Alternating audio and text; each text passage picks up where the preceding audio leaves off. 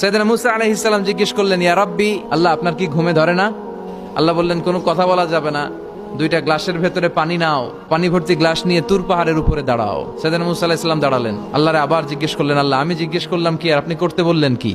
আল্লাহ বললেন, কথা বলো না, যা বলেছি তাই করো। তো মুসা আলাইহিস সালাম কিছু বলতে পারে না, পানি নিয়ে দাঁড়িয়ে রইলেন। মুসা আলাইহিস সালামকে আল্লাহ বললেন, তুমি দাঁড়িয়ে থাকো আর ঘুম রে, বললেন ঘুম তুই মুসারে ধর। ঘুম যে এবার সাইয়েদনা মুসা আলাইহিস সালামকে ধরেছে। উনি ঘুমের ধাক্কায় আর থাকতে পারেন না, একবার ডানে যায় আরেকবার বায়ে যায়। ঘুমের ধাক্কায় হঠাৎ করে কাত হয়ে পড়ে যায় আর গ্লাসগুলো মাটিতে পড়ে খান খান হয়ে ভেঙে যায়। আল্লাহ ডেকে বললেন, মুসা বেশি কিছু হেফাজতের তো দায়িত্ব দেই নাই, শুধু দুইটা গ্লাস হেফাজতের দায়িত্ব দিয়েছি। ঘুমের কারণে এগুলোর হেফাজত করতে পারো নাই, ভেঙে খান খান হয়ে গিয়েছে। আমি যদি তোমাদের মতো ঘুমিয়ে যেতাম তাহলে পৃথিবীর সাথে সূর্য লেগে, সূর্যের সাথে চন্দ্র লেগে গোটা মহাবিশ্বটা এভাবে গ্লাসের টুকরার মতো খান খান হয়ে যেত রে মুসা। এজন্য লা তাখুযুহু সিনাতু ওয়ালা নাওম, আমার ঘুমেও ধরে না, ঘুমের আগে যে তন্দ্রা আসে ওইটাও ধরে না।